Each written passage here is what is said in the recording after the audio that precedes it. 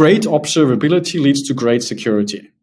If you can also enforce, like if you have deeper visibility, eBPF, like one of the properties, because it's efficient, because it has visibility into almost anything on the system level, it can see almost everything. There are some limits, of course, and we can talk about this, but you have so much observability potential that by also adding enforcement points into the eBPF capability, this allows to unlock a great set of new security-focused tools. Hello, Thomas. Welcome to Software Engineering Daily. Hello. Thanks a lot for having me. It's great to be here. So we have you here because you're one of the biggest experts in a technology called eBPF. So let's dive deep into what is eBPF. eBPF is a super exciting but super low-level kernel extension that is driving like this silent revolution and is changing what Linux kernels and now actually even Windows kernels are capable of doing. And it has completely changed the innovation capability at the operating system level. And it has led to an explosion in new tools and products and solutions coming out that are making use of eBPF. So tell us a bit about the history of eBPF, right? You are one of the biggest experts in this technology. There aren't that many, by the way, because it's emerging. Although it's a long, this technology has a long history. So can you tell us a bit about that, please? Yeah, absolutely. So eBPF itself was merged into the Linux kernel 2014. It's about the same time as Kubernetes itself started, but similar to Kubernetes, it actually had a life before this as well. It's actually not necessarily just the BPF part, which originally comes from the BSD world. There is a relationship there, but it's not just a natural evolution. In fact, in 2014, a group of engineers approached the Linux kernel community. They were employed by a startup called PlumGrid back then, and they had developed a language, and they wanted to merge that into the Linux kernel. And this language essentially composed of a runtime and the actual bytecode definition, the actual instruction set. And they wanted to merge this into the Linux kernel and said, hey, this is going to be amazing because now we can not just load Linux kernel modules, which was up to that point the only way that you could actually extend the functionality of the Linux kernel, but that was intended for drivers, for device drivers. But this eBPF thought, or what was later named eBPF, had a lot more properties like safety, security. You could actually safely extend the Linux kernel, and you would not risk crashing your Linux kernel if something went wrong. And this was initially, of course, like many other contributions to the Linux kernel, met with some suspicion, like maybe this is too big of a step and so on. But then, fortunately, the right decision was made and eBPF was merged into the kernel. The reason why it is called eBPF is because the one condition that the kernel community had was you can merge this in, but we're not interested in maintaining two different bytecode runtimes. And the runtime that already existed in the Linux kernel was called BPF, Berkeley Packet Filter. Very, very old, older than I am. And the Linux kernel community said, you need to make eBPF compatible with that BPF. So your new runtime needs to be able to run the old code as well, the BPF code. Like this old BPF code is actually for example, if you run TCP dump, it's a small tool that you use for network observability that actually uses BPF to do this packet level filtering. eBPF can a lot more than that today, but it can still run that old bytecode BPF code that was invented more than 30 years ago. So the community, in a way, wanted to enforce backwards compatibility. Even if eBPF goes way beyond what BPF did, they didn't want to the introduction of eBPF to become a breaking change, right? Correct? Exactly, yes. Okay. And also, what these guys suggesting, putting forward the contribution of eBPF had in mind was something that was so it's kind of like eBPF has a double-sided sword because this is obviously a contribution towards the kernel, but the main benefit of having eBPF in the kernel is that you can use eBPF from without any more contributions to the kernel, correct? So it's a one-off. I know these guys probably had in mind that eBPF would require more contributions and upgrades and stuff like that. But the beauty is that it allows you to leverage the kernel without any more contributions to it, right? Yeah, absolutely. And fortunately, at that point was actually exactly the point where it started to become more challenging and more difficult to contribute to the Linux kernel, because there were lots of different groups that wanted to changes, right? There were the hyperscalers. They wanted a better networking stack and had specific requirements. I want this counter and I want this observability. There were the embedded devices folks. They wanted to run Linux on microchips and microcontrollers and in cars and everything. There were companies building supercomputers with Linux, and there were like it was Android. There's so many different groups leveraging Linux, all needing different logic, different extensions, and every change in every software program always comes at a cost. Yeah. And because of this, all of these different interests, there was a clear move and a clear understanding that extensibility long-term will help the eBPF or will help the Linux kernel and eBPF. And that's exactly what eBPF led to, that the Linux kernel, that innovation, that initial innovation where you maybe not want to commit to long-term stability, that this innovation cycle, this is what eBPF enabled. That's exactly this. That's why I call it a silent revolution. A lot of revolution has happened as part of this eBPF movement that is super low level and as part of the Linux kernel, but it has changed the ability of Linux dramatically. Before we do actually a deep dive into the eBPF, the runtime, or how it works in detail, let me take 2 detours. I'm way more familiar with how the Git project is actually developed and how those conversations of adding new features happen. And I'm not the biggest fan. I've always suggested to the Git community, I did so back in the day in Git merge and so forth, that adopting GitHub or any public collaboration method might be better than email patches. All these conversations that you just mentioned, because the Git roadmap, quote unquote roadmap, is much clearer or less controversial, but these conversations about adding new features to the Linux kernel that you just mentioned from all over the world, from all different interests, you said the hyperscalers, the eBPF community and all, how do those happen, by the way? Give us a short, are those via email and as complicated to track as Git conversations, or is there a better method? It's probably even worse. I think that the kernel community, it is amazing people that work on the Linux kernel. I have many great friendships from that time. But it's also a community that definitely it's an email-based culture, right? And it's like this famous Linux kernel mailing list with it's almost impossible. I know some people are physically capable to read all the messages, but it's really, really hard. So I think that was only the one aspect of the challenge, the actually agreeing on. The other challenge, and maybe that's the challenge I saw more as an employee of Red Hat, is that in particular enterprises and customers using Linux, they were not interested in running the latest and greatest kernel version. They were not the ones compiling their own kernel and rebooting machines. They typically wanted very stable, solid, long-term releases, running kernel versions that are years old, 5+ years old. And this actually created a huge time gap between merging new functionality into the Linux kernel and making that available to customers.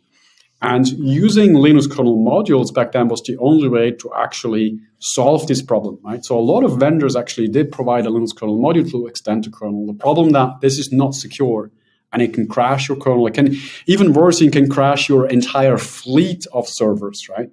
And eBPF, and I think that's value of eBPF that was not immediately understood, but that's the long-term high value of that's the real return on the investment of eBPF, that we can now safely extend the kernel, like very stable old versions of the Linux kernel can be extended with eBPF. The second detail that I wanted to take, and again, let's keep it short because everyone will like to know about eBPF, is actually something that you mentioned. It seems that you had a previous career, not a previous career, but your professional career had a different focus before meeting eBPF. And at some point, this got hijacked by eBPF and you've become completely infatuated in a good way with the technology, to the point that you've founded a company called Isovalent, which is called the eBPF company by some people. So how can you give us a brief outline of how you were working at Red Hat before that, and then how just your love for eBPF came Yeah, to be? I was a Linux kernel developer for about 15 years, and as part of that, I worked on a lot of the networking functionality, security functionality, IP tables, IPv6 routing, and so on. And it was always super fascinating to me to create software that then makes it into the hands of millions of users and customers and so on. That was amazing. So I was essentially part of Red Hat's Linux kernel team and working primarily Linux on the Linux kernel upstream, and then saw eBPF. I saw the initial proposal, and it became clear pretty quickly that this will have a massive impact because it would completely change how infrastructure software is being written. And to a large extent, Linux, from a kernel perspective, is part of this infrastructure level. And this is made it clear that, wow, this is going to just revolutionize what is possible. And I want to be part of that new wave of eBPF-based technology that is coming. So we initially created the Psyllium project and then founded Isovalent around Psyllium. Okay, so we'll talk about those use cases that I guess your mind was already envisioning when you came across eBPF for the first time in a bit, but let's go into the architecture of current eBPF. So let's actually describe us how the runtime works. If I don't understand it wrongly, it's got three parts in a way, the development, the verification, and the attachment, but please go in as much detail as you want about the runtime itself. Yeah, absolutely. And I'll make a high-level association first and then go into the details. If you have no clue about eBPF, start thinking about it very similar to something like JavaScript in a browser. Like there's a lot of it is completely different, but there's some parts that are similar. JavaScript, there's a language part that defines the program. And then there's a runtime, and that's embedded into something that's quite specific, in this case, the browser. And then there's a sandbox concept that makes it safe to run that program, which is untrusted, right? And that's the same for eBPF as well, makes it safe to run as part of the browser. In a entity, maybe in your laptop, where you actually have a lot of sensitive data, right? So you actually you need to have security around the JavaScript program as you run that as part of your browser on your laptop. And the same is true for the Linux kernel. So there is the bytecode, which is the language definition. Most application developers writing eBPF programs are not actually writing this bytecode. They are writing this in so-called pseudo C code or Rust or Python, one of the other high-level languages, and then use a compiler to compile that into eBPF bytecode. This bytecode looks very similar to x86 instructions, so it looks like assembly. This is generic bytecode. It's portable, just like Java bytecode as well.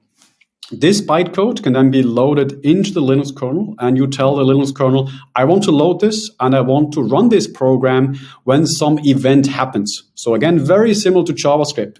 Run this program when the user clicks on the button. In the case of the kernel, it is a system call, for example, when you connect to another endpoint, or when you access a file, or when a network packet is being received. You define when this program should run. The kernel then takes this program and actually starts analyzing it. So it goes through the verifier. And the verifier will ensure that this program cannot harm the Linux kernel. So it will, for example, ensure that the program is guaranteed to run to completion. This means it ensures that it can never loop endlessly, because that will damage your kernel. It also ensures that you cannot read arbitrary kernel memory, for example, and so on. Lots and lots of safety checks. Once the program is declared safe, it can proceed. If it's not safe, the kernel will reject to run it and will essentially return an error and say, hey, this is not fine. This is called a verifier exception. After verification, it goes through the just-in-time compiler. And this JIT compiler translates the generic bytecode into whatever your CPU understands, x86, ARM, PPC, whatever it is. This actually makes the eBPF program as efficient as if you would recompile and reboot your machine. This specific bytecode that is now specific to your CPU is then attached to the hook point, for example, every time you access a file, or every time you execute a particular system call, or every time a network packet is being received, and it then gets run. Okay, so let's go back a bit. So there's a specific compiler. I don't know if you mentioned it. Correct me if I'm wrong. Is it BCC? And what does it do at the beginning of this process of writing in pseudo-C, I like that term, by the way, Rust or Python, the most used languages.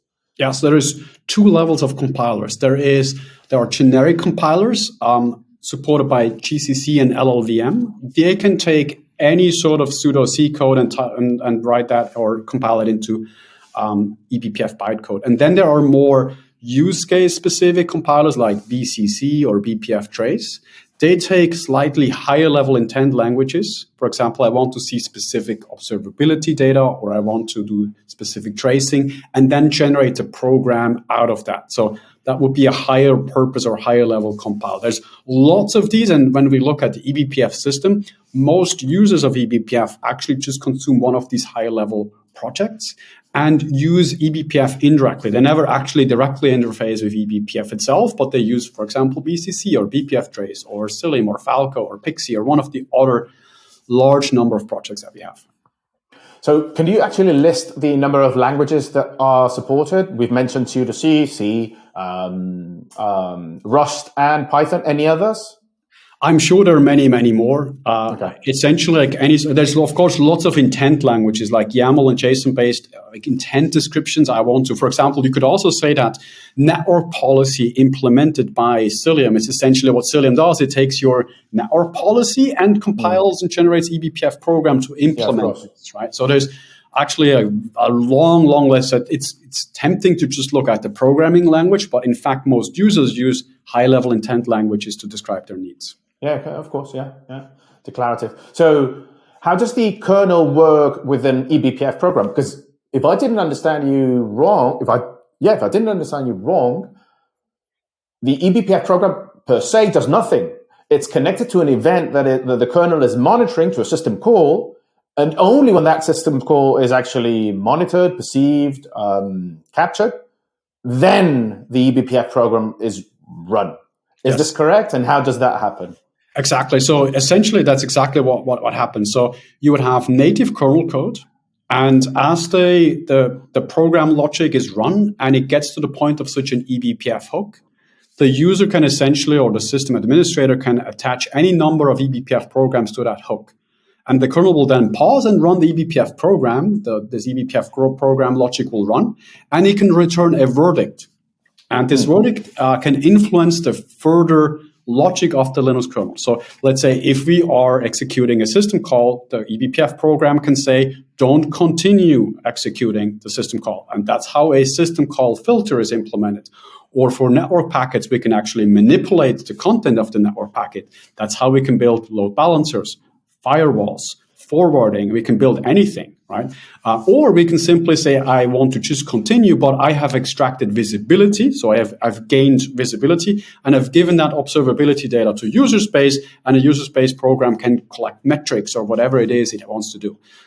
So you run at the specific hook point in the kernel, and then you may or may not actually influence the further logic that the kernel takes. What's important is that the kernel version, once it has this hook point, you can run the same eBPF program on any kernel version. So the eBPF program is completely portable. The reason why that is it cannot just call into arbitrary kernel functions. It has to use a stable API. These are called eBPF helpers. Like eBPF programs, they're not able to do arbitrary things. They essentially contain the business logic. When they actually want to, for example, read the attributes to a system call, or they want to manipulate the network packet, they have to call into the stable API. And this stable API is maintained across all the kernel versions. And this is making eBPF programs portable, whereas a Linux kernel module is not. That's another major advantage. I think that this connection to events, that this trigger event of the eBPF program that you just described by the kernel once the system call targeted is actually captured or monitored. I think this is what took Justin Cormack, in this case, the CTO of Docker, to call it the Amazon Lambda of the kernel. Yes. How much do you agree with that high-level description of? It's awesome. That's exactly what it is. Somebody said this is the fast of the kernel. Absolutely, it's 100% true. And I think one aspect of eBPF that makes it even more accurate is that eBPF programs themselves are essentially stateless. So very similar to like a Lambda function. And then you have your state, your data, whatever you need to maintain is in called eBPF maps. And that's incredibly interesting because it means you can persist, you can keep the state while replacing your program logic.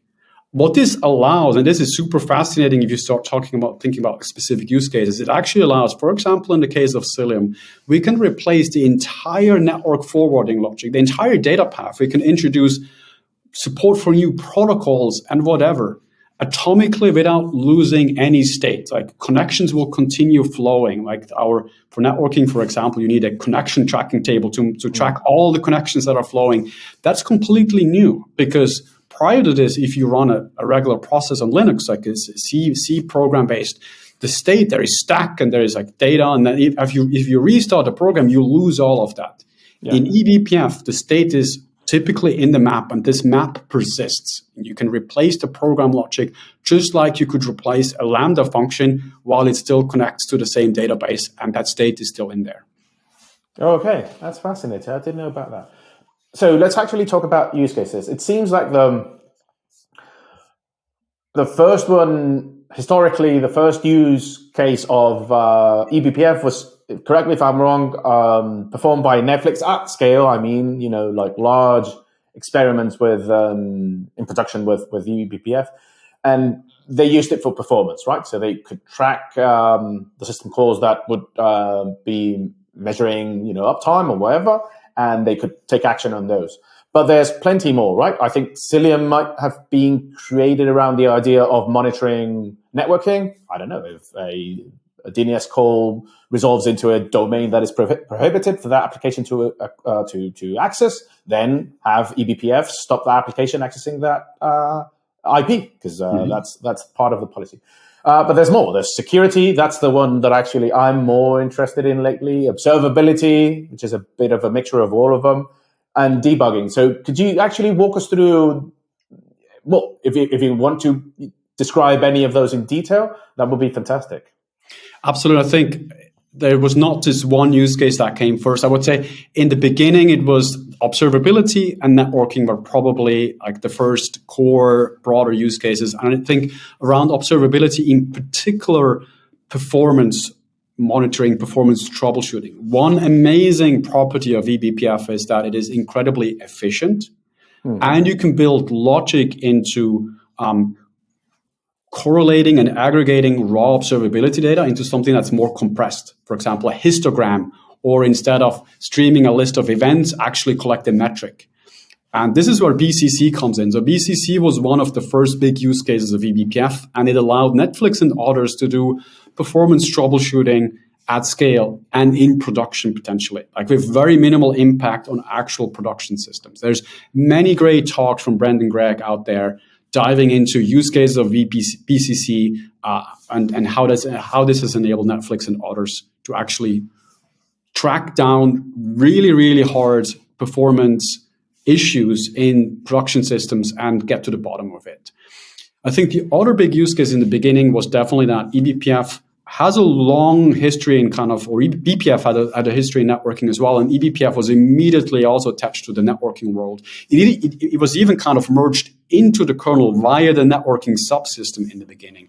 So there was a very strong motivation to use eBPF for networking use cases. The reason for that is around the time when eBPF was introduced, software-defined networking came around and into Linux as well. So there was a huge demand for programmable networking.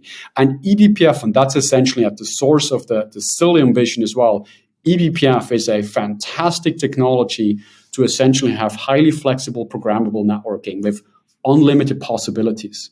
When I look at the reason why we created Psyllium is we saw SDN evolve and solve a lot of problems, but it kind of stopped the vision midway because it made networking programmable only in terms of building blocks that are networking specific. So you have what's called a flow table, which is the forwarding logic. We made that programmable. But then, and if you wanted to create something that is outside of what's already established in networking, you would have to create or change your building blocks again.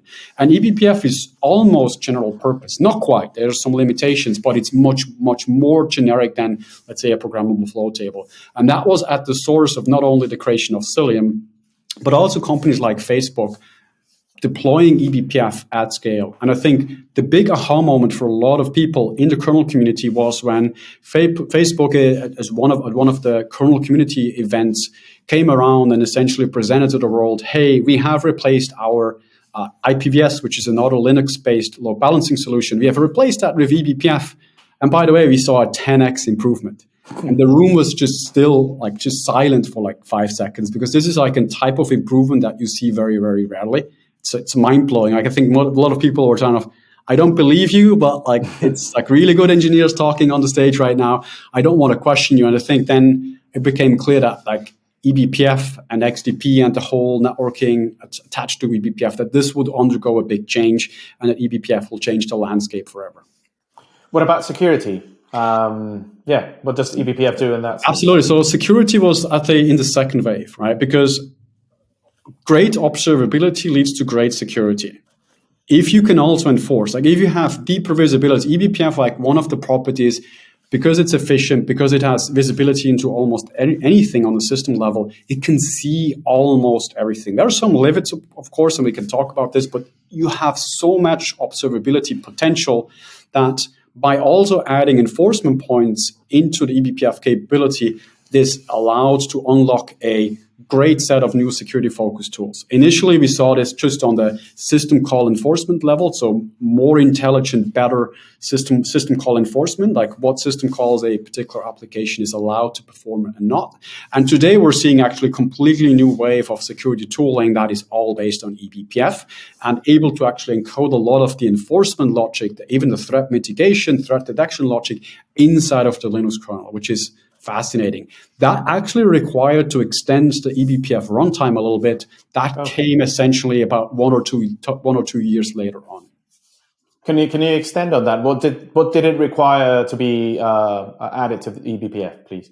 Absolutely. So I think the first wave we saw eBPF primarily just from an observability perspective in being able to export data, and then there were a variety of network-specific hooks. I can run a program when a network packet is being received or transmitted. A couple of years later, we saw the evolution of LSM eBPF. LSM is the Linux security layer of the Linux kernel, where you can essentially have pluggable ways of doing security enforcement in the kernels. There's lots of hook points that you can attach logic, and you can do authorization or whatever logic you want to impose. By making it possible to attach eBPF programs, you are essentially allowed to take something like SC Linux, the capabilities of SC Linux, but make that fully programmable.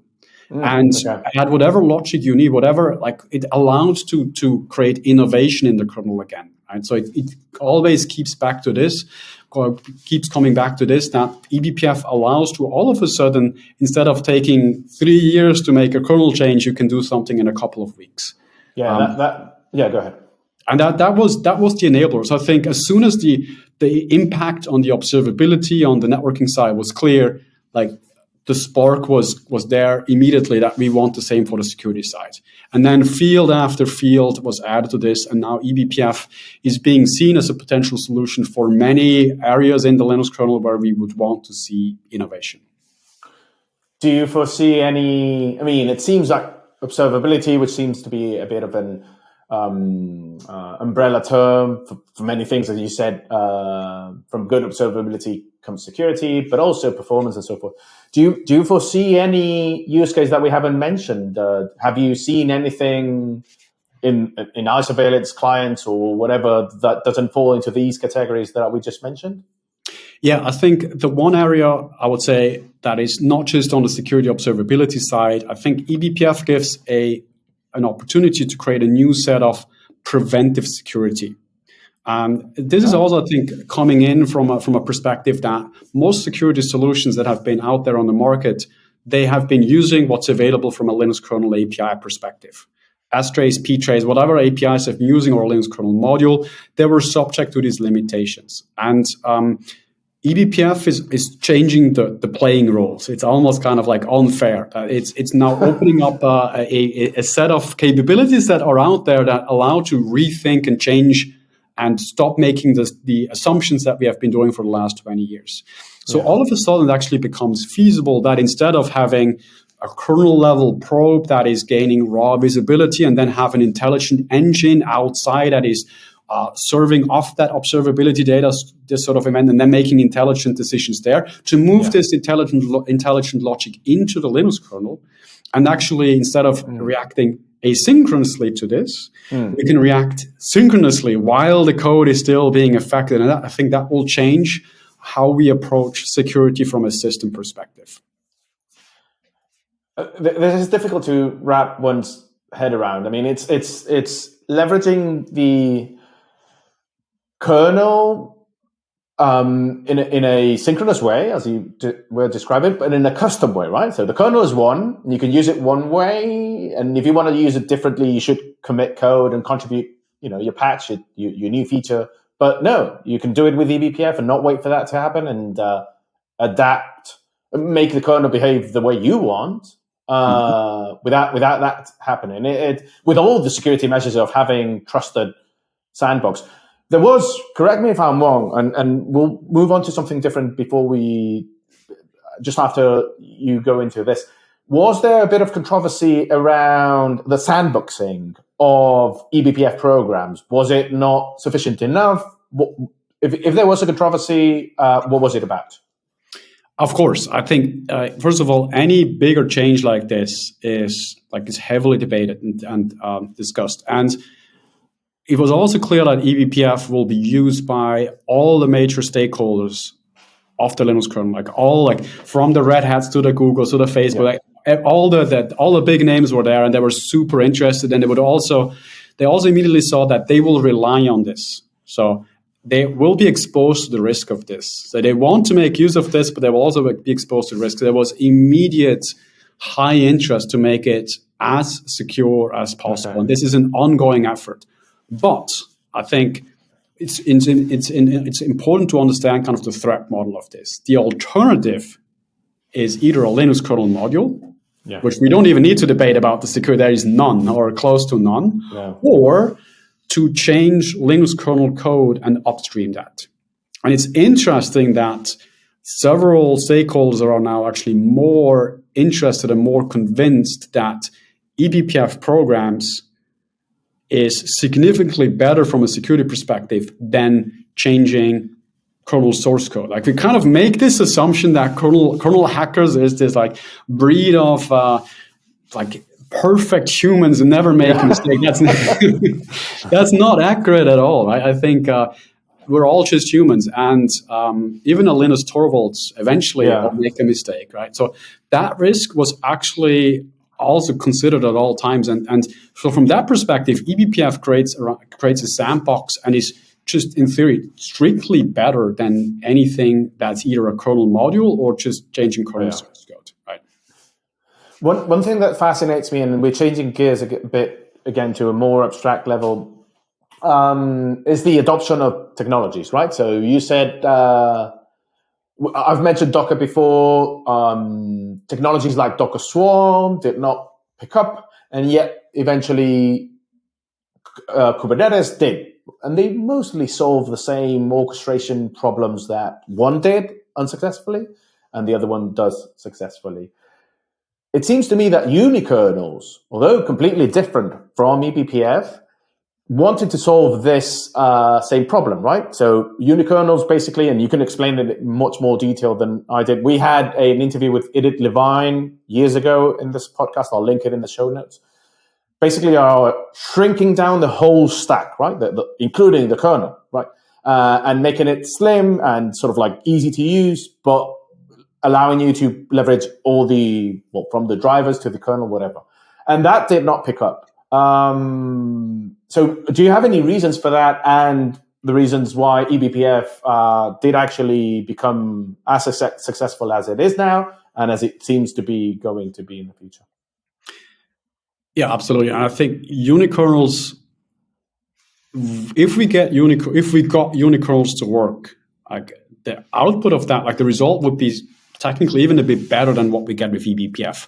But there's lots of adoption complications and risks, and it's a lot harder to go from what we have right now to unikernels than to go from what we have now to using eBPF. eBPF is this ideal, and I think this is where it's aligned with Kubernetes. It's this ideal ratio of I need you to change a little bit and I give you a lot back, but I may not fulfill like the ultimate dream, right? So eBPF works on, you can go into an enterprise today and offer and say, I have this eBPF based solution, they can run it. If you want to convince them you need to stop using Linux and use my unikernel, that's a lot harder. So I think it is the significance and the size of the step that we require users to take, and eBPF is amazing. Probably almost everybody listening to this is actually using eBPF, and you may not realize it, right? If you're running Android and you have ever looked into the traffic stats of which app is using how much network volume, that's done in eBPF. If you're using Chrome, the plugins, they're sandboxed using BPF. Like eBPF is everywhere. It may not always be visible, but there's very little in terms of adoption barrier from a technical perspective at this point. It literally, virtually all versions of Linux that are in use today have eBPF capability. I did mention right a minute ago Kubernetes, and in this case, I opposed it to Docker Swarm and eBPF to unikernels. But it seems like eBPF is also eating part of Kubernetes' pie, if I may put it that way, because one of the use cases in Kubernetes to manage observability is to create a parallel sidecar container to the one containing the workload that manages, I don't know, ingress or whatever, traffic, security, and stuff like that, right? But that implies, it's a fairly simple model, but that implies obviously doubling the amount, at the very least, doubling the amount of containers running in a pod, et cetera, et cetera. That's a sidecar model at a very high level. It seems like eBPF can actually reduce the need for that. Is that true? Absolutely. And first of all, I think eBPF and Kubernetes are super well aligned. If you look at what Kubernetes is doing, it takes a bunch of high-level intent, pod definitions, service definitions, and it configures primarily the Linux kernel or other operating systems to do whatever it needs, via the container runtime or some networking layer, the namespacing, the C groups, all of that, right? And that's exactly what eBPF does as well, or like something like Psyllium does as well. It takes high-level intent and then implements that high-level intent. It's also very similar what the sidecar proxy does. Like, why do we have a sidecar? Because the functionality needed by the user is not capable or not offered by the Linux kernel or the operating system below, which is why we want to have a sidecar to give us the observability, to implement MTLS, to do some specific layer 7 routing, and so on. eBPF, for some of the service mesh cases, not necessarily all of them, but for some of them, is radically more efficient than using a proxy or a sidecar.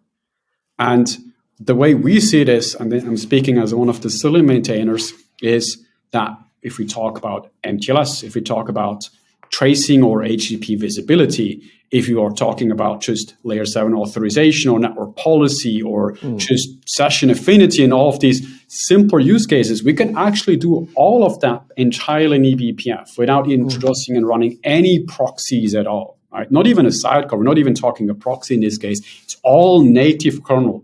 So like a user would not even see where this is being done. It's just magically happening. And then for some other use cases where we actually need to run a proxy, one example would be HTTP retries or layer 7 load balancing, we can run a proxy and we can enrich that with eBPF and can make that more efficient. So I really see eBPF as a more efficient implementation of high-level user intent. And in many cases, it will be a combination of native kernel functionality, eBPF, and then optionally a proxy were needed. So let's talk about the barriers to adoption of eBPF, right? One seems to be very obvious to me, although you did mention at the beginning that no one writes eBPF programs in bytecode. You could, of course, but there's no need because you can do it in high-level languages. Well, quote unquote, because I wouldn't say C or C2C is a high level, or Rust, actually, but Python is, and others. And that also the compiler has made huge strides in terms of portability and being able to target multiple architectures and Linux distros, in fact, all of them, stable ones. So that seems to be like one obvious one, right? The fact that two obvious ones, that a deep understanding of syscalls and the kernel in a general sense is needed, and also that it would benefit you as a eBPF programmer to be pretty savvy with C, and why not the bytecode. Did I miss anything in those? And are there other barriers that you guys in Isovalent and the Psyllium project also are trying to sort of like overcome? Yeah, I think eBPF is, as I mentioned in the beginning, is super low level. But the eBPF ecosystem overall, so if you look at just the runtime, you could compare that to like assembly. But then there are projects on top of that. Like you can have, let's say, a front-end developer able to write Node apps. That person potentially is not capable of writing assembly code. And that's probably little understanding of like the inner workings of the Linux kernel. But eventually that Node app actually runs as assembly code on the CPU and then as part of the kernel as well. And it's exactly the same on eBPF. It's layers on top of layers, right? There's the runtime, there's the bytecode, there is pseudo C code, then there is the next level of abstractions, which would be projects like BCC or BPF Trace, where you need to have system understanding, but you already don't need to actually write even pseudo C code. You write Python code or Rust code. You still need to understand how you get that data out and what hook points to attach to. You don't actually need to write a low-level language. And then on top of that are additional projects. For example, Psyllium's Tetragon or Psyllium Hubble or Pixie, as many observability tools, and they actually require no knowledge whatsoever on even the kernel level or the concepts. They're purely end user focused projects. So we're like, I want to have, for example, flame graphs. I want to see which function of my program is using how much CPU. And that's using super low-level eBPF constructs, but it's targeted at an application developer with no understanding of systems. Or we can look at Hubble, gives you network observability. You need to have not even understanding of networks or anything on the kernel level, but you still see all the connections and what services are talking to each other and so on. So it's layers on top of layers. And you can be super excited to be involved in the lower levels and really drive forward innovation if you're building new products. But most users will actually just be end users and come in and use the really high level abstractions. So you've already described a bit, and we're finishing with this, by the way, with these last few questions. So can you give us a description of what the Psyllium project is? What is the current, what are the current sub-projects in it, the features, if you wish? You've mentioned a few. And on top of that, what does Isovalent offer? Great, yeah. So Psyllium started out as what's called a CNI, Container Network Interface. So essentially container networking implemented by eBPF. Today, Psyllium is much richer. Like the CNI piece still exists. So we do networking for Kubernetes or even Nomad, Mesos, auto orchestration systems. But we can also, for example, connect external workloads, VMs, bare metal. We have network policy. We can do encryption for you. Then we have Hubble, which is doing observability around networking. We have Grafana dashboards on top of that. Then we have Tetragon, which is doing runtime security and observability using eBPF. It's completely decoupled from Psyllium, but it's part of the Psyllium governance family. And then we even have like observability layers on top of that called Hubble UI, which actually give you a service map and a historical view of all my observability, both from a security and network perspective, and so on. So Psyllium has essentially grown into a collection of tools and technologies all leveraging eBPF and essentially creating layer over layer over layer to essentially get to real end user value while making heavy use of eBPF. Isovalent was founded by the creators of Psyllium, and we essentially give you an enterprise version of Psyllium and all the products. So if you want support, if you want additional functionality, if you're running Psyllium, Tetragon, or any of the other projects in a mission critical environment, you typically want to have a chat with us to get some help. Nice. So did I miss anything that keeps you either awake at night with eBPF in a good way or excited about the future? What is it that you're looking forward to do programming with eBPF tomorrow and next year? Fortunately, nothing keeps me up at night. It's been super exciting. I think we have been hitting milestone after milestone. I think that at the point when eBPF got ported over to Windows, it became clear that this is not just a Linux kernel project anymore. We've actually really hit industry-wide adoption and interest, and this is becoming much bigger. We've created an eBPF foundation. We have like dozens of projects that we are tracking. We're running an eBPF summit. And even despite that, we barely just touched what is possible with eBPF. To me, this is very, very similar, and I keep coming back to this comparison. And I know it's not super accurate, but it's also to some extent very representative. When JavaScript was invented, nobody would have thought that this would lead to products like Gmail or like this huge fleet of web browser-based apps. And I think eBPF is still in the first third of like this innovation cycle that the technology enables, and we will see a massive expansion, in particular on the infrastructure side, but also security, observability, what is made possible. Right? We're still just barely scratching what is possible. Yeah, I agree. I think that that in a way even might get a lot of pressure out of the Linux kernel maintainers, because if people start focusing on leveraging the kernel through eBPF, then they might want to focus on making eBPF run more securely and more isolated in the kernel and focus on other areas of the kernel, right? And the mainstream, the less brilliant and the less knowledgeable developers out there in the world focus on just taking advantage of eBPF. That is basically the kernel, custom access to the kernel, which is brilliant. So I can see where your excitement comes from and why is it completely justified. So Thomas, thanks so much for being with the Software Engineering Daily crew, and I wish you the best with Isovalent and with Psyllium and eBPF, of course. Thanks a lot for having me again.